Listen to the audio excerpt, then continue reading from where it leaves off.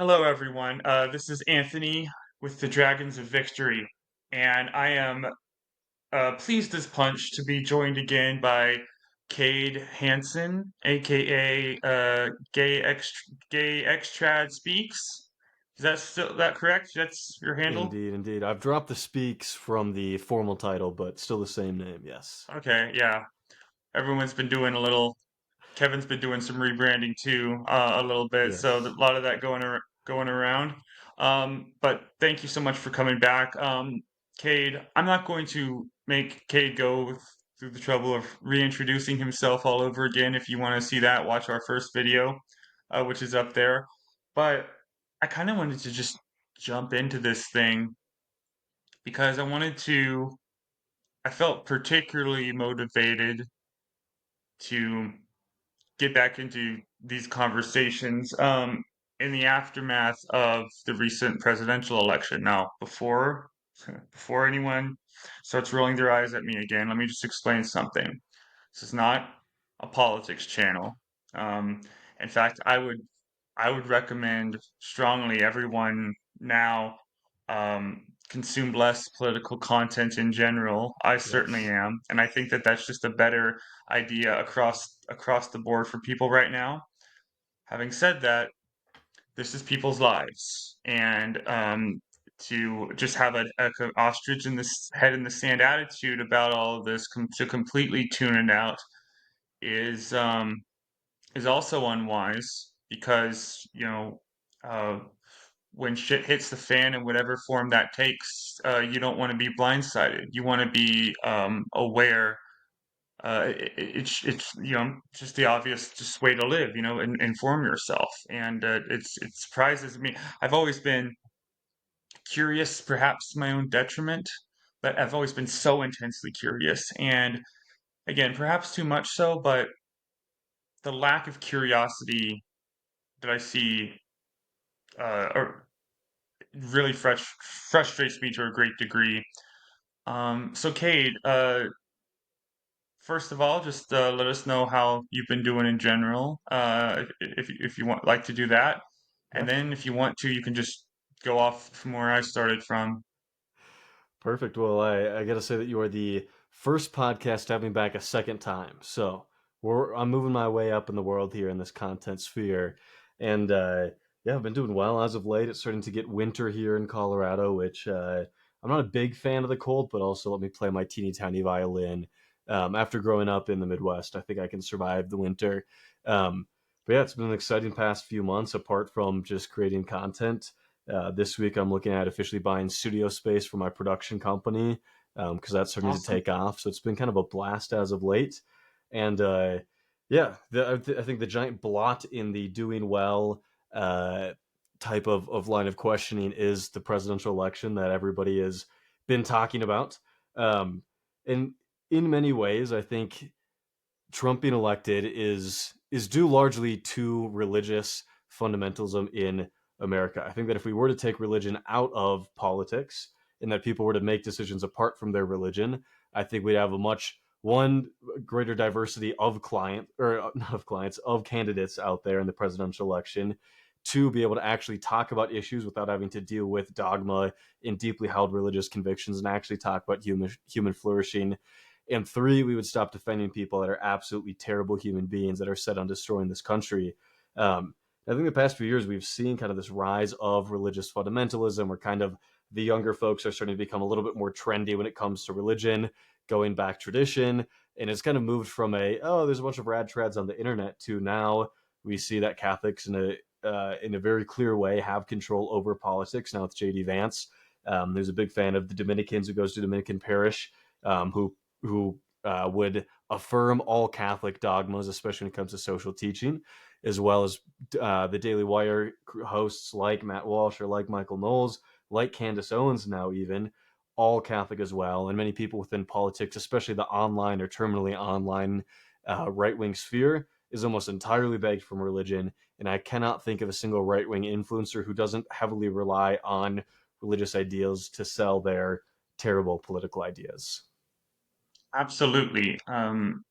Agree with all of that. And to just briefly address some of the people who commented on my interview with Kevin, who, even though we really, I feel, didn't talk about politics for an excessive amount of time, and I feel like it didn't dominate the conversation, but there were a lot of people who were like, "Oh, I didn't come here for politics," or this isn't the place for that. And it's like, well, again, I totally understand, even just purely from a mental health standpoint, why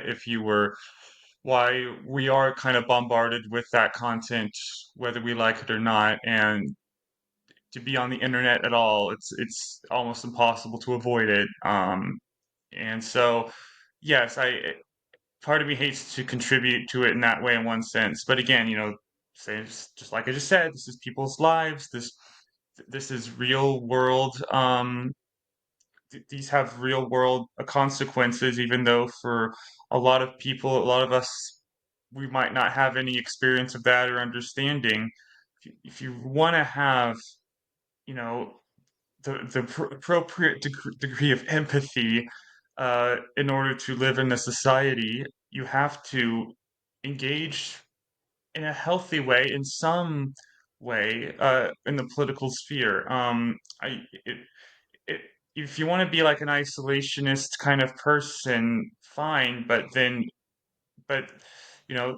are some people who engage in politics maybe a too hard a degree, but then when you push back on them, they'll start to throw that out at you as like, oh, come on, you're talking about politics too much. It's like, okay, what you're either talk about it or don't. Like, establish your boundaries here, make them clear, because you know the inter- the internet's the wild west. You can't expect, for people to cater to your every whim. But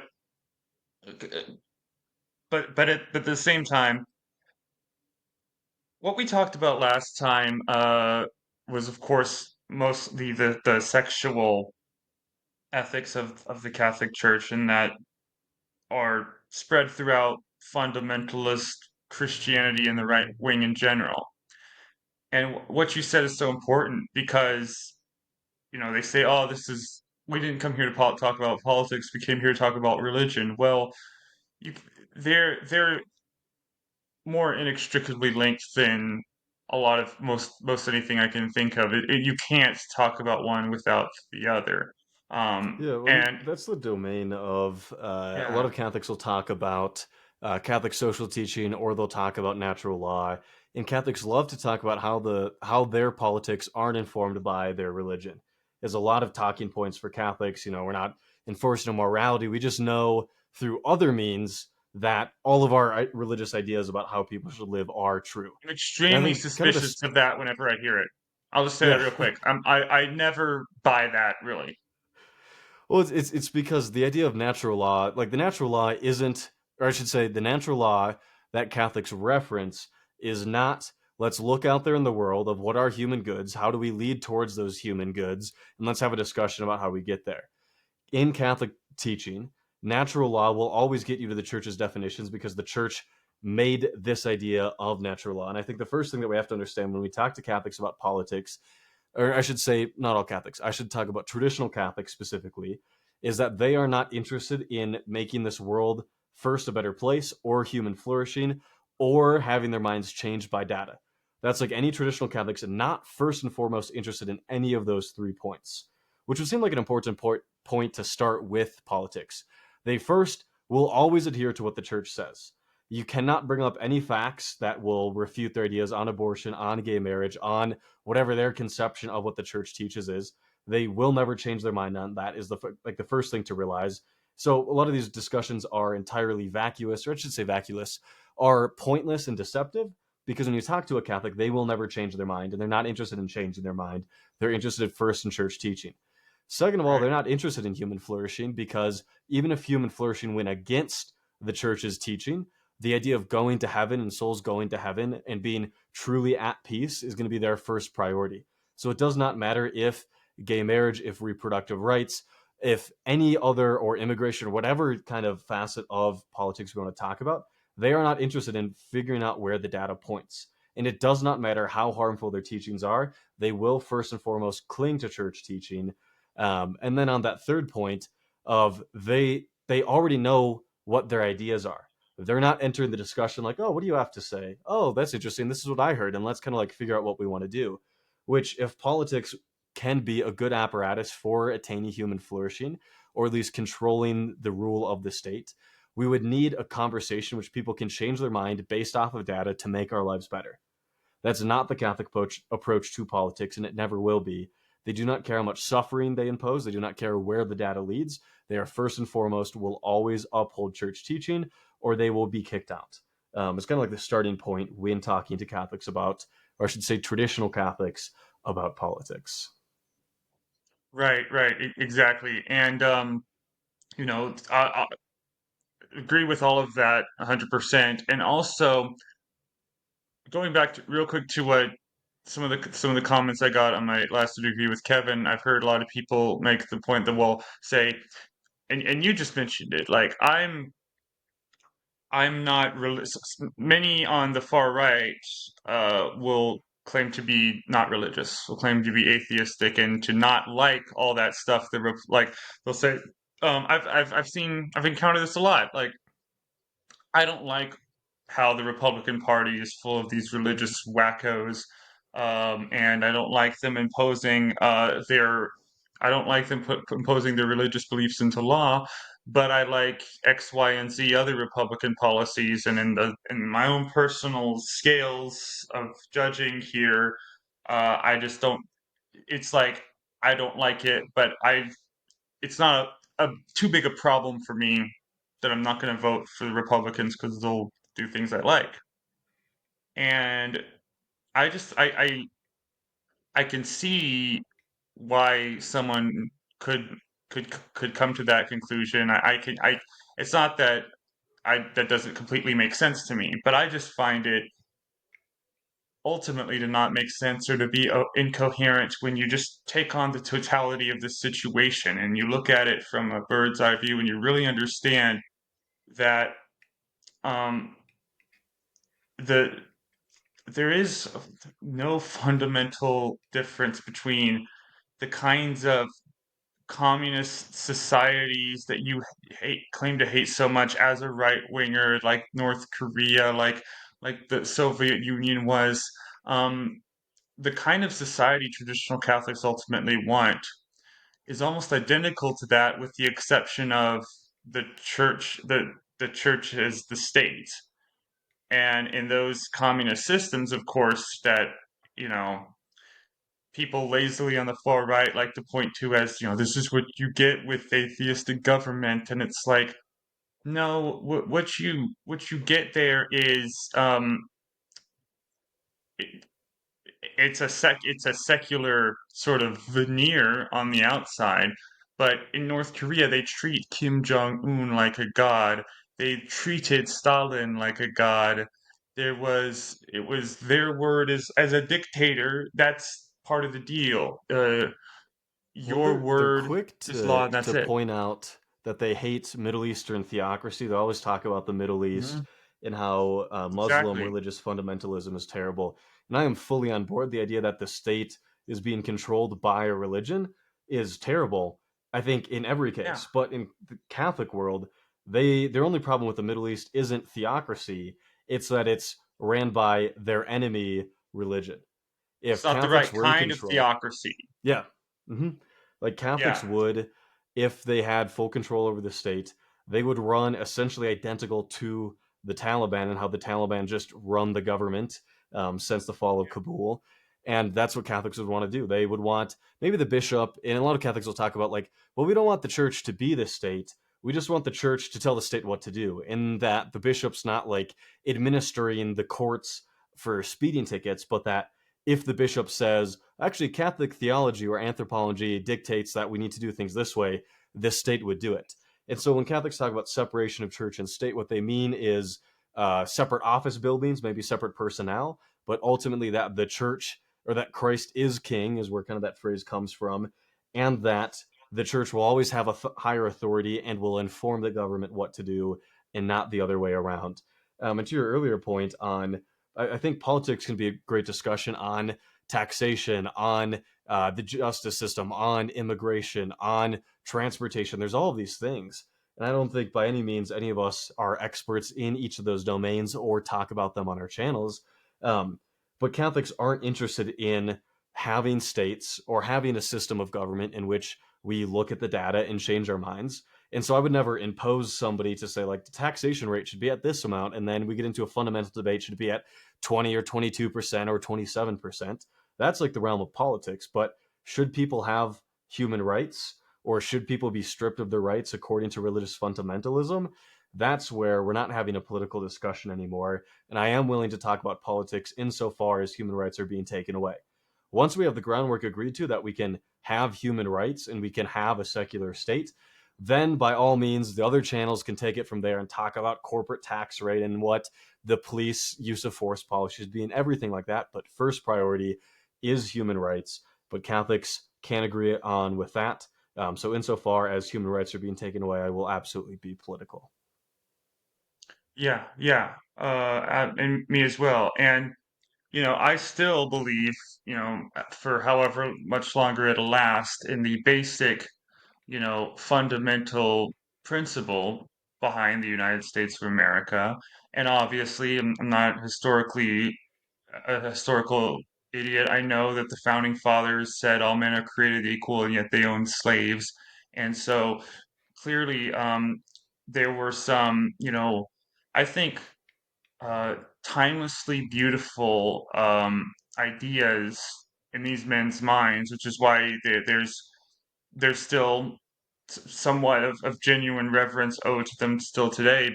But obviously, the pesky little things like human nature got in the way of and clouded those ideas. And it's the same thing with religion. Many people of faith acknowledge that, you know, I think there's no one except the really really fringe lunatics who would say that nobody in my religion ever did anything bad. Like I am part of a group of, like, you'd have to be quite the the the crazy person to go that far to say that. And that's why me personally, um in terms of my own political philosophy and my religious, just my just general outlook on life, I you could almost call it optimistic nihilism, but the word nihilist is so supercharged with negativity that it's tricky. I'm politically independent. An agnostic in terms of my spirituality.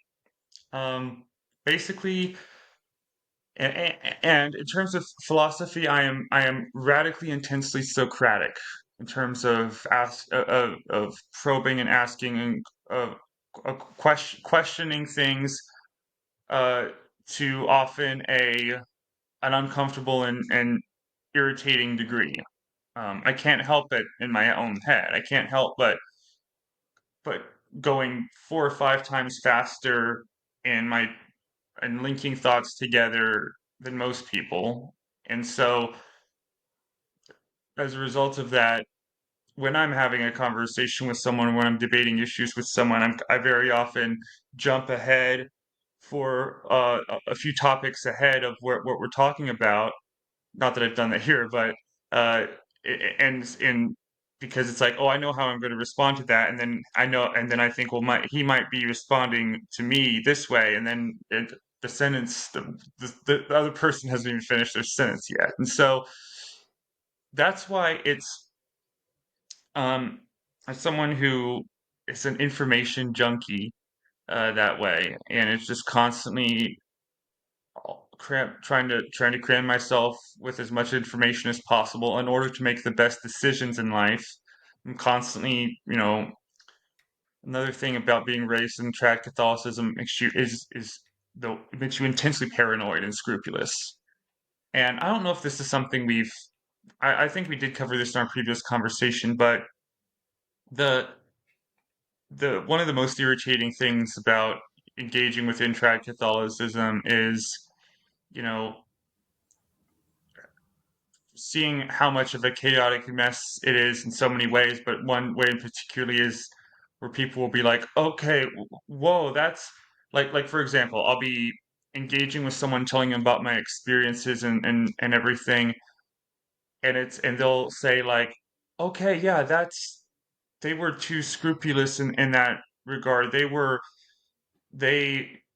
overly obsessed with little details about personal lives and personal details, and then I might respond to them, but okay, you're acknowledging that with me, but when it comes to people in the LGBT community, you don't have that same sort of understanding. It's like the empathy you're giving to me in that moment. You're not. It doesn't make sense that you would show a certain empathy to me and not to these other people.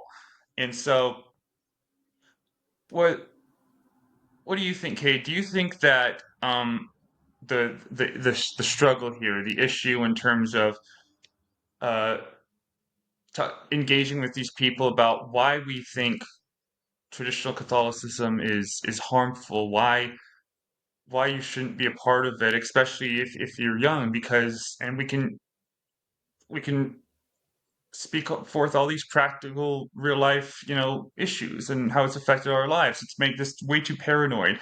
It's just it affects our daily lives in ways that you couldn't understand with your own life experience. That's why you need to listen to us and again have empathy, have understanding of when this and this and this happens, how different it can be from what you experience. And we need to match experience and information together, and we're not doing that. We either argue with only you're just ignoring the facts without taking in like arguing with someone and it's like it's all forget emotion, it's all about data, it's all about facts, and that's not that's inhuman. Literally, it's literally inhuman to think like that way and talk that way. Whereas on the other hand, um to get into the other kind of argument of like, oh, you know um I didn't experience it that way, or I don't feel that way about what you think, so why can't you just respect me and just to feel that way about everything, to to to have your feelings and your experience be the be all end all. Where people are doing one or the other, and we need to do both. Do you see it the same way, Kate? Yeah, so I see when it's a very American idea that religion or deeply held religious convictions are something that we don't discuss, that aren't open for criticism, that aren't open for debate. But insofar as somebody believes something that they want to impose on me, I feel warranted to criticize that particular belief. In that, if I'm talking to a mainstream Catholic, and I've talked to a few people like this that are like, I love Catholicism and it's cool, and like I kind of make my up my own beliefs, and also don't impose it on other people. Like I don't really feel the need to get into a debate. But if we're talking to traditional Catholics who believe that they have the true religion, that inquisitions are warranted, that they should control the government, and that you should follow the Catholic Church, insofar as there is a should after I believe, or a you should after I believe, I will absolutely criticize, I will absolutely debate, I will absolutely confront, and I will absolutely mock you. As soon as you tell me what to do, I will fight back. And in once we're kind of at that stage of talking to somebody, I find that the biggest issues with traditional Catholics are is going to be more of an epistemological approach than it is the actual particular arguments. Meaning that you can get into endless debates with traditional Catholics, or perhaps even just religious fundamentalists in general, about any topic under the sun, and you go back and forth on the data and the arguments, and you keep going back and forth, and then all of a sudden you realize that even if you proved your side, they're not going to change their mind because they don't see the world in those terms of like, oh, my belief should be warranted and according to evidence. And so as soon as I start talking to somebody with religion, I try to go as deep as I can immediately to the epistemological foundations of how they approach thinking through things and creating their religious beliefs. And I find that to be a much more fruitful conversation, like going to the roots and cutting those off than to like fight in the branches all day long. And then you realize you still have a whole tree to cut down. It's kind of how I approach conversations with people when it comes to religion. Yeah, and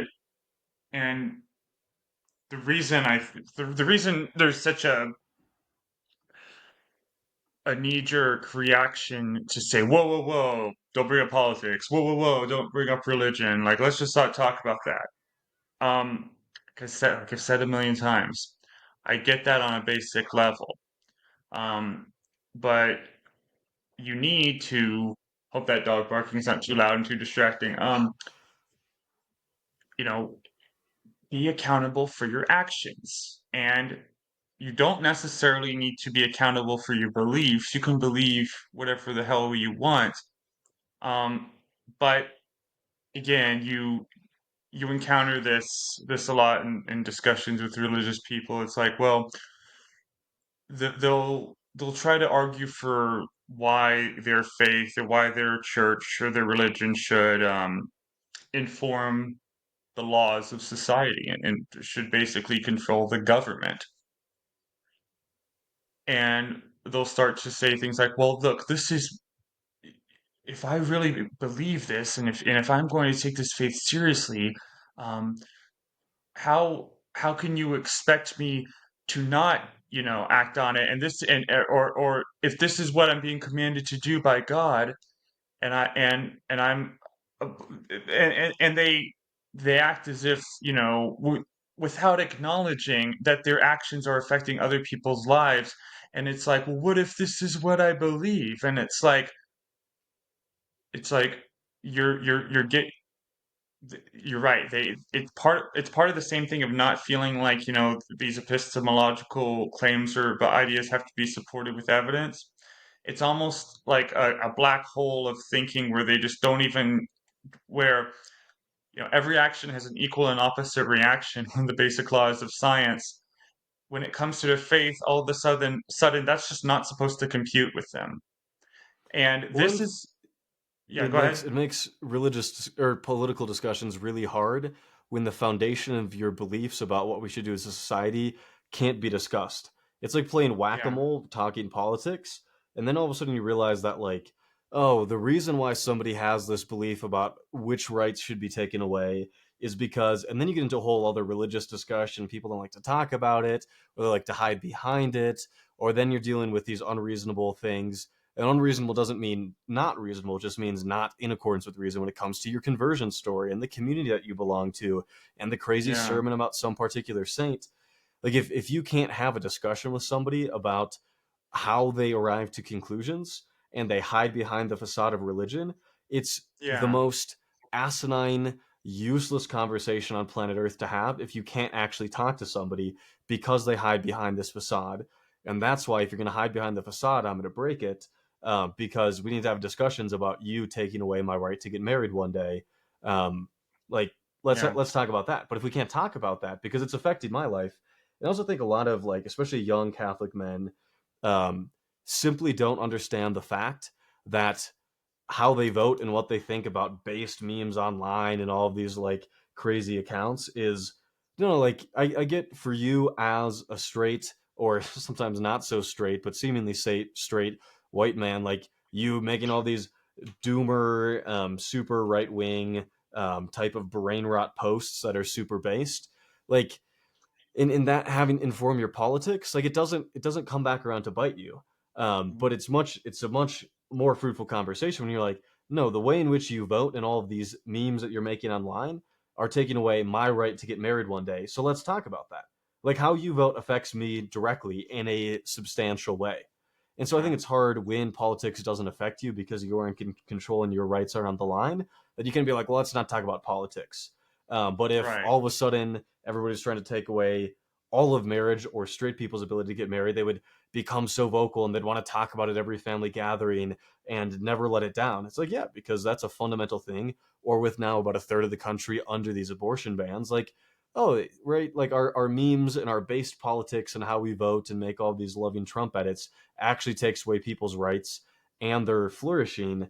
Um, like there's it's yeah, it's sometimes it's a hard conversation to have when it's not your rights on the chopping block. right. Are you familiar with a phrase, the paradox of tolerance? I've been seeing that circulating a lot online and I'm through not social familiar with media. that particular context. So, I want to actually. find it real quick and read Mhm. it just so when I'm explaining it, I get it exactly right. Because it's an idea that I've long, understood and I've totally felt this exact same way. But when I read this, description of what it is, I thought, oh, that's exactly this. This is the perfect way to summarize this idea better than I probably could. So I'll just read it real quick. It says, if a society believes that intolerance in its midst would infringe upon the liberties of its people, it can refuse to tolerate the intolerant. So what basically the idea is that you hear this argument a lot where it's like, well, if you allow religious, like, like you talk about being inclusive on the left and you talk about, we want to make room for everybody, but you're not making room for us because we don't believe in gay marriage or we don't believe in inclusive and and it it's one of those thought stopping cliches that to them is like a gotcha and it sounds good. It all apologetics is, what you do is they teach you how to convince people of the faith and stuff. It's just it's just giving you a bunch of prepackaged thought stopping cliches and that you know are meant to sound good, but when you see this all the time when you identify one of your arguments as a thought-stopping cliche and you start to drill down there, they fall apart because they thought that give presenting the thought-stopping cliche was all they had to do, because that's what they were told. And so, yeah, do you do you get first of all the paradox of tolerance, and do you think it's going to be something that's going to come up a lot more in the next 4 years? Because when you start to get all this, all these arguments about rights and all where the far right is coming from about, religious freedom and religious liberty and stuff. I think it's just going to get more and more obvious uh Yeah, I how mean the how big thing, ridiculous that state is. Yeah. yeah, online these days is that everybody wants to basically allow any sort of humor in, and that like, oh, it's offensive humor, but it's just a joke. But it often ends up being the people that make jokes about things that would give the normal person pause, and they hide behind it's just a joke. They tend to entertain a certain set of beliefs.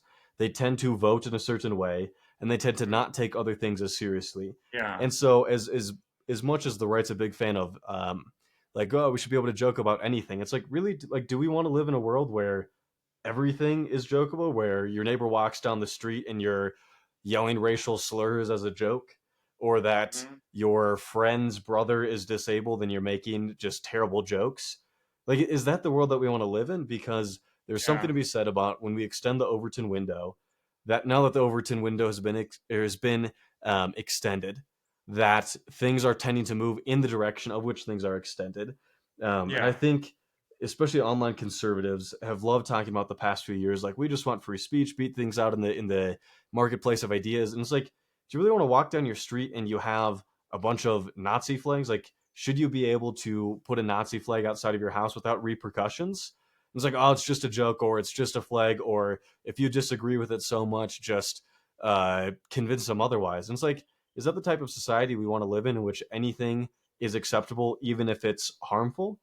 And I'm not to say government action, but it sure seems like these people that say it's just a joke tend to not take it as a joke and tend to vote in a certain way.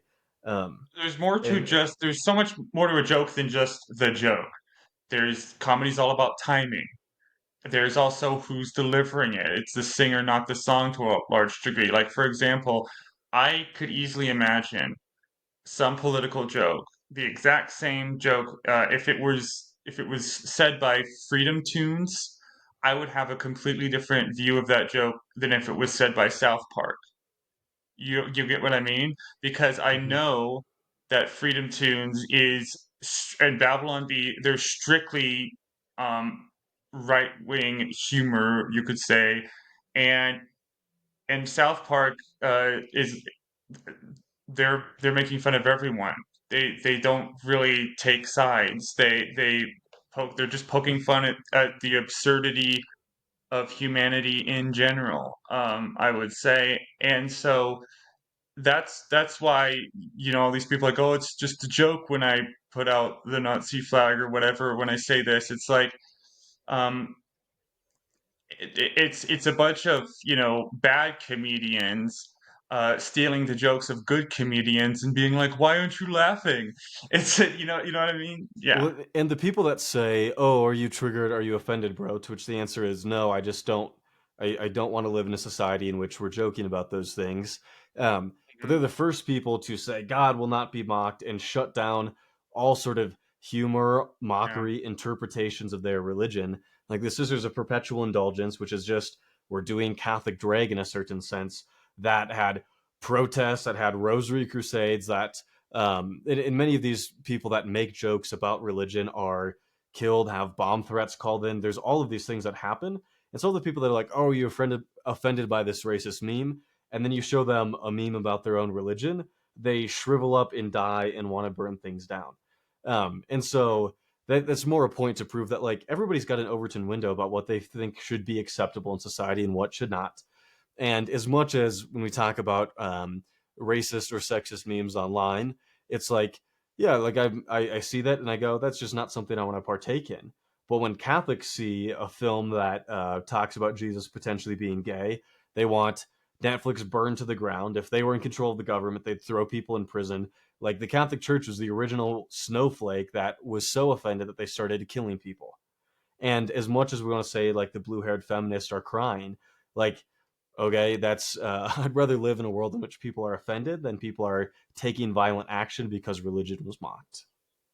Yeah. No, yeah, exactly. It's there's always the one. Like you said, everyone has their own Overton window, and everyone, I think, has their one sore blind spot.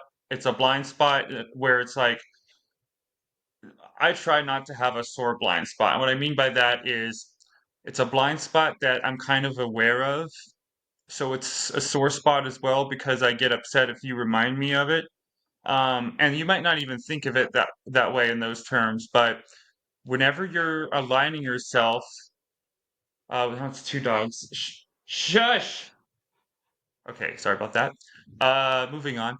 Whenever you align yourself with any organization or group or religion or political party, which is why I'm affiliated with nothing essentially. I like I'm really at the moment, as a result of how awful my experience was and my attempts to be as, as empathetic and as accurate as possible in my beliefs. I don't really there's no political group, there's no religious group that I affiliate with or consider my part of at all.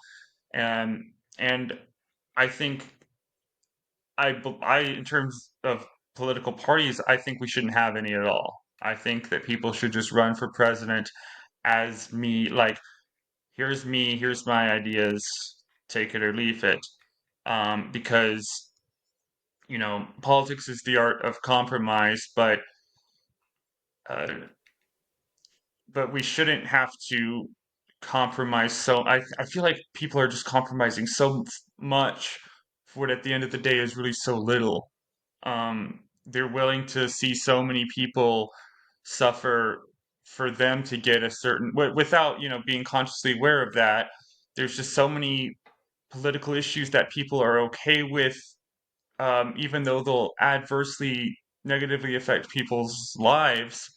And you can't, you know, every action you take is probably going to inadvertently, without your intention, affect somebody in some that's in the interconnected world we live in. It's you can't be so scrupulous as to because then you just it's the same kind of thinking that you were trained in as a fundamentalist, is to be essentially scrupulous. And you know it's to talk about these things and to um, examine and fight back and to point out the dangers of these these methods of thinking and these cultures. And to me, it's almost the traditional Catholic culture I'm going off of, as well as the beliefs, which are,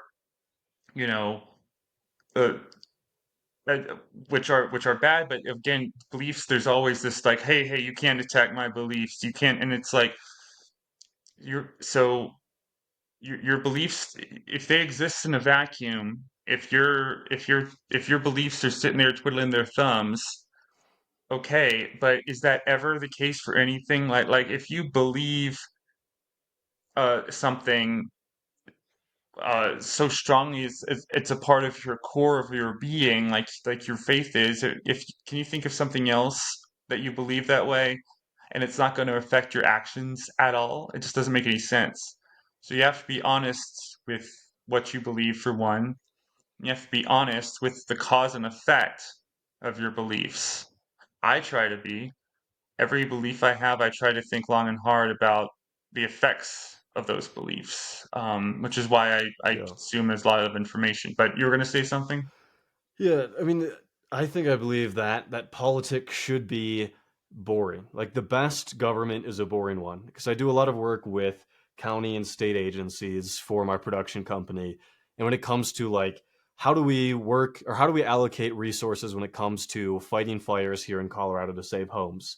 Some of the most boring things on planet Earth, but it's so great that people can have a discussion because there's not tribalism on how should we fight this issue. There's no like there's few people that have these huge conceptions about it that actually don't know anything, and people change based off of evidence, and they're okay with admitting that every decision that they have has pros and cons. Especially here in Colorado, there's a lot of wildfires. There's cost, there's risk, there's reward for all these decisions, and I've filmed some really boring meetings in which that's discussed, and I'm like, that'd be such a better way to do tax policy if it can be really boring and not this I believe that the government should tax everybody at 100%, or I believe that all taxation is theft. Like the people in politics, I tend to find have some of the strongest beliefs and some of the lowest amount of actual evidence. They are some of it's such a low resolution, low information, but yet deeply held belief world. But I think if we can clear the way that we just have human rights and then everything else should be fundamentally boring. And kind of like the second part when it comes to politics is like I believe that evidence should change minds. I think should also be a fundamental thing when it comes to how do we administer the world that we live in. Yeah, Because if we go, hey, this thing has these causes or has these pros and these cons, and then that evidence updates like, oh, there's more cons or there's more pros, then like let's change what we're doing. But Catholics aren't yeah, interested, and the evidence will never change their mind because that's not how they arrived to the conclusion in the first place. If you don't yeah, logic your way into a discussion, you're not going to logic your way out. And so in politics, if I'm talking to somebody who their beliefs are one, everybody's human rights are protected, two, they're interested in seeing where the evidence goes, and three, they're actually willing to look at the evidence. It's like awesome. Like now that is out of my domain. Let's have a discussion. But Catholics are not interested in either of those two conditions. yeah. Well, a lot of people aren't interested in allowing evidence to change their mind. I think almost everybody, again, unless you're you know, I can think an example of this. I'm a tour guide, and I try to keep my tours. They're tours about the JFK assassination. That's one of my part-time jobs, and you know, I obviously there's a lot of opinions about that, and but I try to stick to the facts, to the known facts. And at the end of the tour, when we go to the grassy knoll, that's when we'll get more into speculation and theory. But um, I I say certain things, and without getting into this at all, because again, it's just a rabbit hole. I say certain things that I are established fact at this point, and like every now and then I'll have guests who uh, say, no, I don't agree with that. And I had one guest say something that she believed about the JFK assassination, and then she said, nothing will convince me otherwise. And whenever you say that, nothing will convince me of X, Y, and Z, um, I almost literally want to end the conversation because you've just shown your hand and you've just shown yourself. That's just, in other words, saying I am not acting in good faith right now. That's exactly what you're saying by that. Whenever somebody says about anything that nothing will change my mind, um, yeah, you've put the bad faith stamp on your forehead. And I think a good way to lead in debates or conversations like this is to ask somebody, you would agree, right? That just lead with the question. People should change their minds based on evidence, right?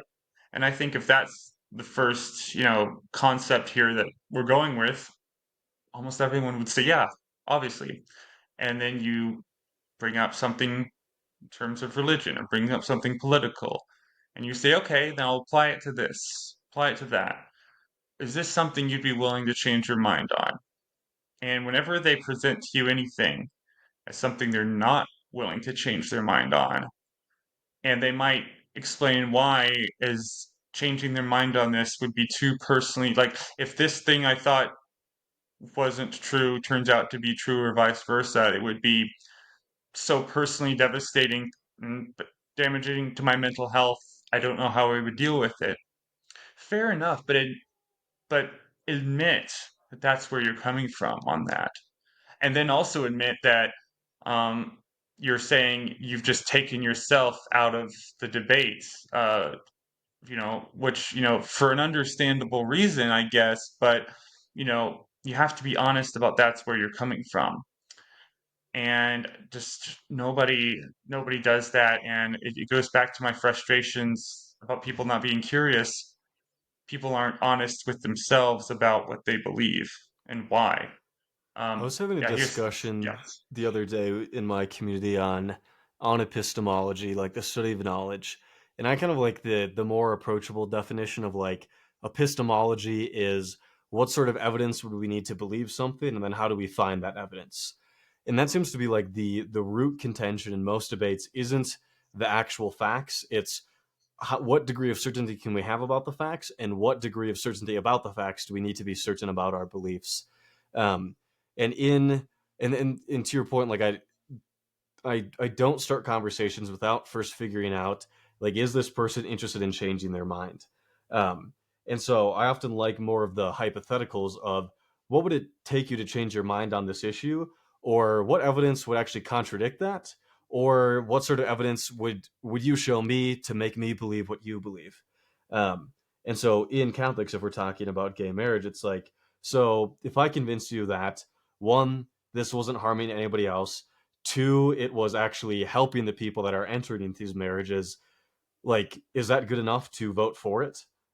And if the answer is no, then it's like, okay, so we're not actually having a conversation about the facts. You're not actually interested in a discussion, because even if I prove to you that this doesn't hurt anybody and actually helps a lot of people, like, yeah, I if that's not a root thing about politics, is this doesn't hurt anybody and this helps a bunch of people, so we should do it.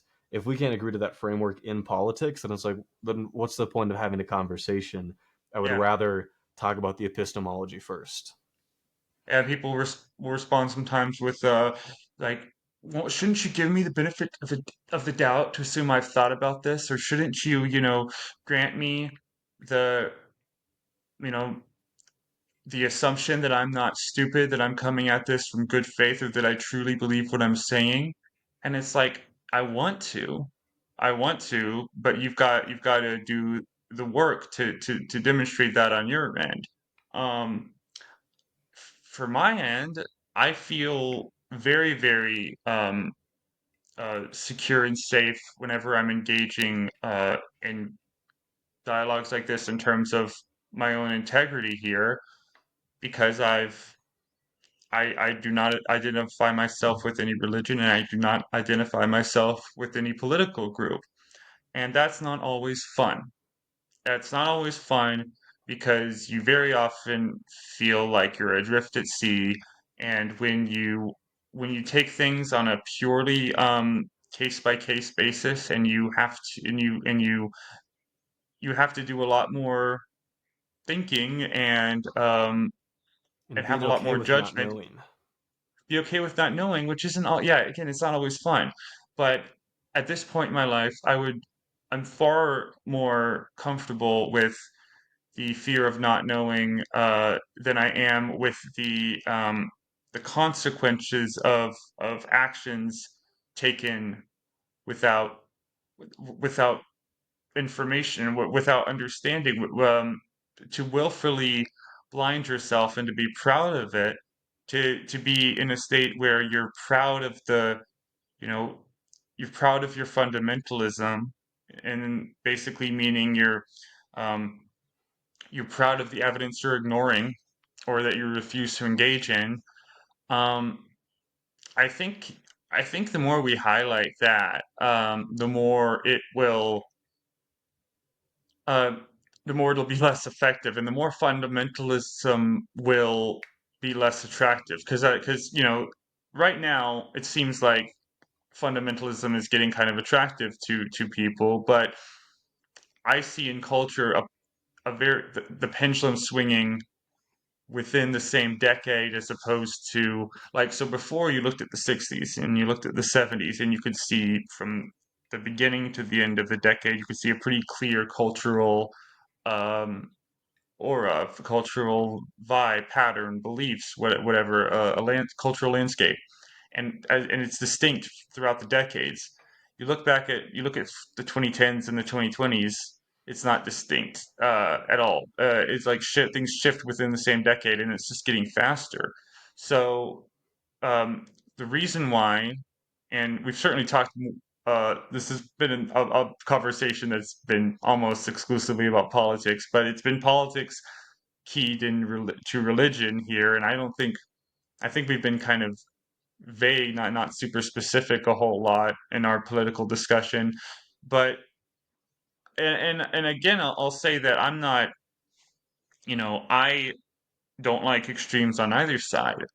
So I've certainly in recent years, or recent months even, started to see in myself ways of thinking that weren't actually how I actually saw the world or perceiving things based on the facts or reality, but a feeling of wanting to go in as much of the opposite direction from what I was raised with as possible. Feeling like um, it can't be bad if it's as far away, if it's the opposite from that awful thing I endured. And that's not a healthy way to think either. Extreme, hurt people, and extremes beget the opposite extreme. If you nearly burn to death, you might think to yourself, well, I'm going to go live in Antarctica, so I'll never burn to death again. And it's like, nah, that might not be a good idea either. So, um, in in this age of extremes now, especially um, in the Trump years, and then now it's just we're gonna have more extremes ahead in the future. Um, when certain things are being shoved in your face, whether you like it or not, ob- I certainly would like to talk about politics a lot less, and I feel like to the degree I am, it's out of necessity or to a degree or out of um, you know practical applications of all of our lives moving forward. And in terms of traditional Catholicism, even if you hate fundamental, if you're not a religious person but still a right winger, you just have to accept that you're still helping that cause. You're still helping them at the end of the day by hitching your wagon to Trump. Your protestations of, oh, I don't really like the religious right are so hollow at this point when you if you align yourselves to them. And that doesn't mean you have to vote Democrat. It just means you have to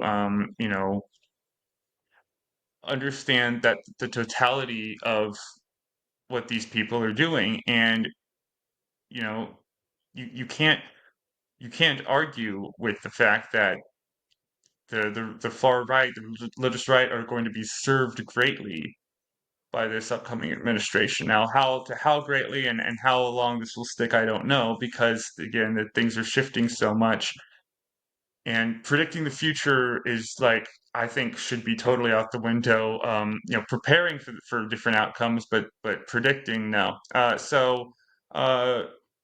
we've been going along a pretty good almost hour here, and so we're looking at wrapping up now. I want to get some final thoughts from you, Cade. First of all, tell me, Cade. And again, I guess we didn't avoid politics as much as we intended, but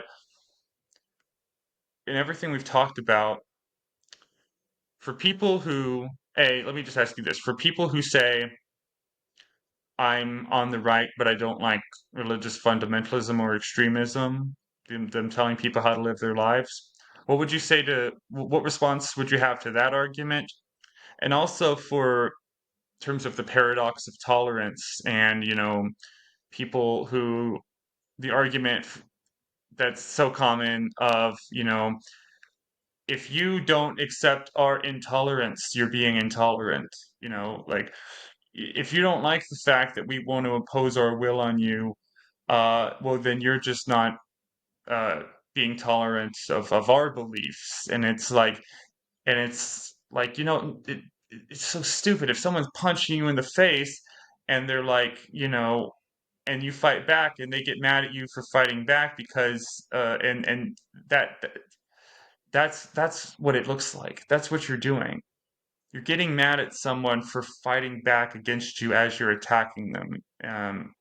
That's what's ultimately going on. So, Kate, what would you say about all that?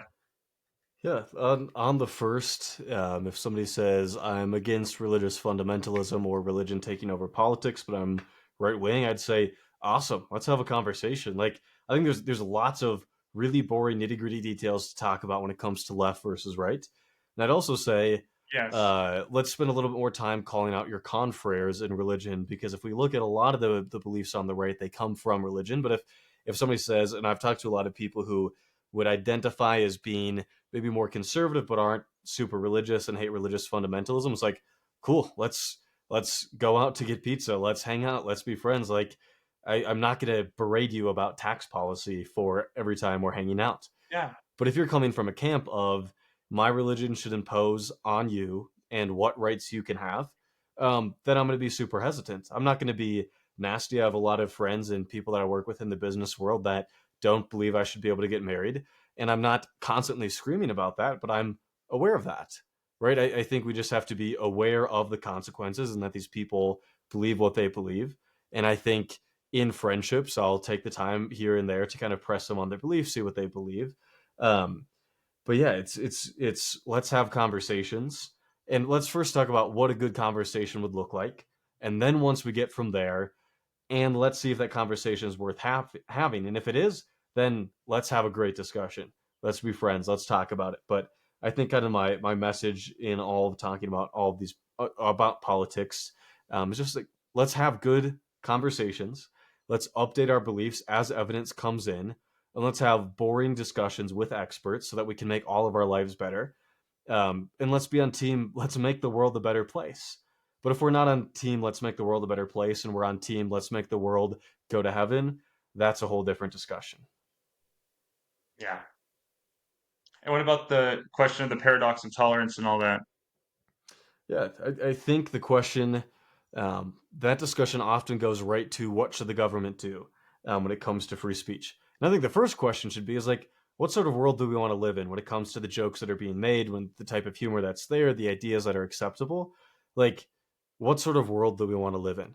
Um, and the answer for me is like, I'm all about darker jokes. I think I have a more dark sense of humor, and I'm okay with making jokes from time to time that other people might not enjoy.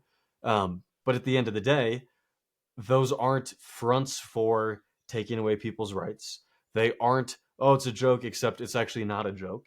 I think everybody's got to set the Overton window because we have to decide what discourse to allow in society. And I think the idea of somebody losing their job for being racist isn't a terrible idea, or for being sexist, or for being homophobic. I think that your beliefs and the beliefs that you want to impose on other people should have consequences. And I am perfectly fine with people being fired for saying terrible things and for believing terrible things.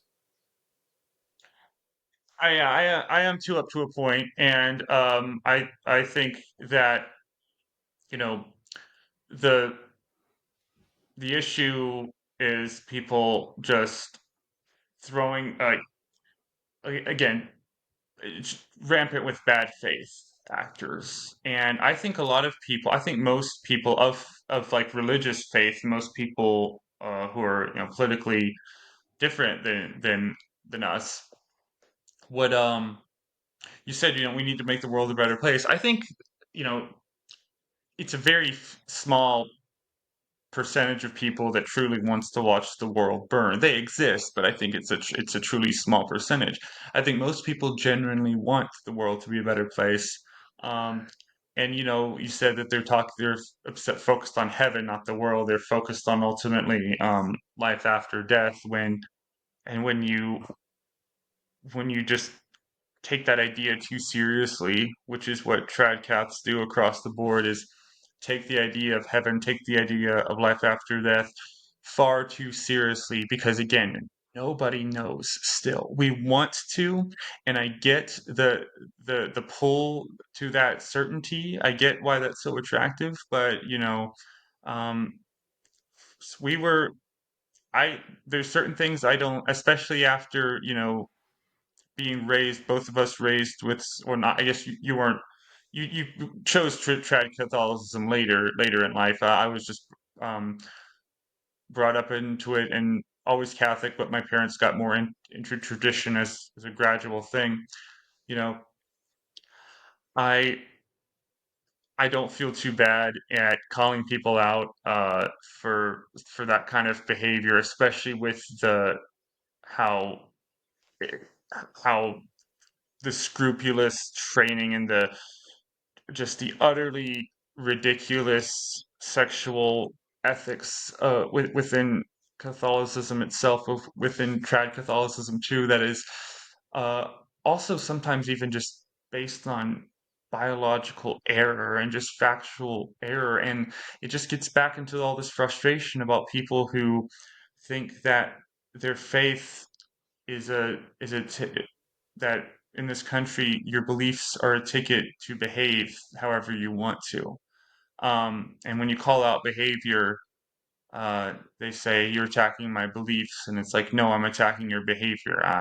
There's other people that believe the same thing you do that aren't behaving the same way, and I think those people also have a duty to be more self-critical, but be more critical of why they think what they think, um, and more aware of the consequences of their actions, of the consequences of their belief if they were to be enacted. And I think that pretty soon, you know, uh, if things go too fast, because without uh, talking too much about Trump, because that's not fun either. He's effective on the right likes him because he's effective, but he's not strategic. It's just sheer brute force that he uses to get what he wants, and that only gets you so far.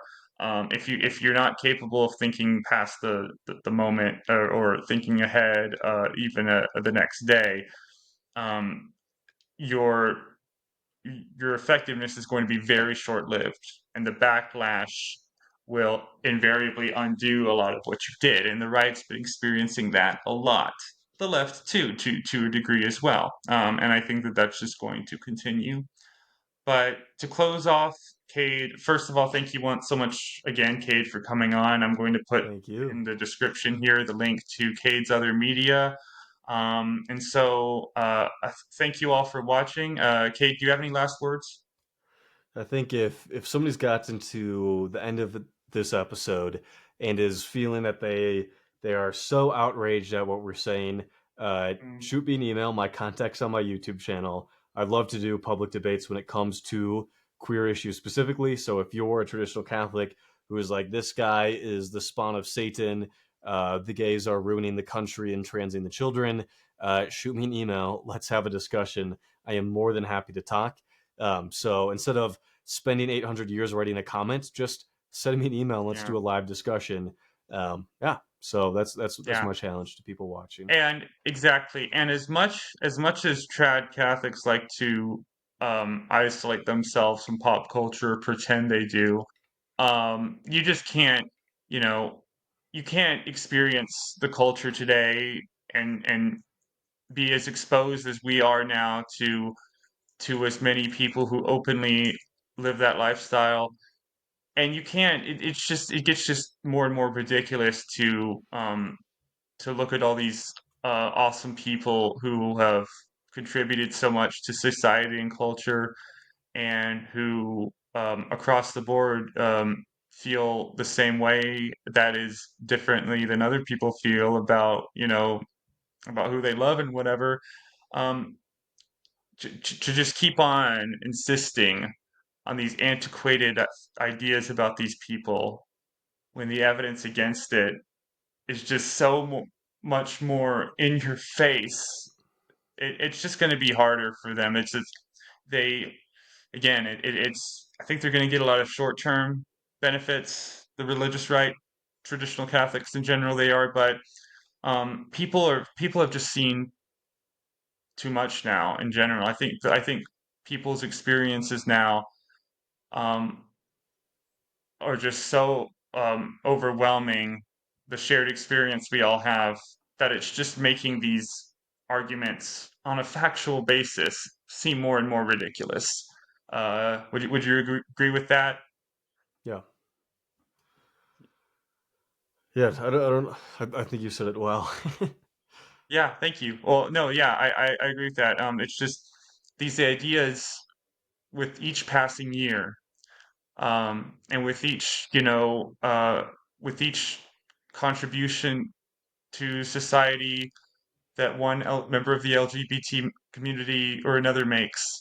Um, it's just getting more and more stupid, their arguments. And I also want to say real quick to the audience, as you all know, and I've said this before, Cade here is a member of the LGBT community, and I am not.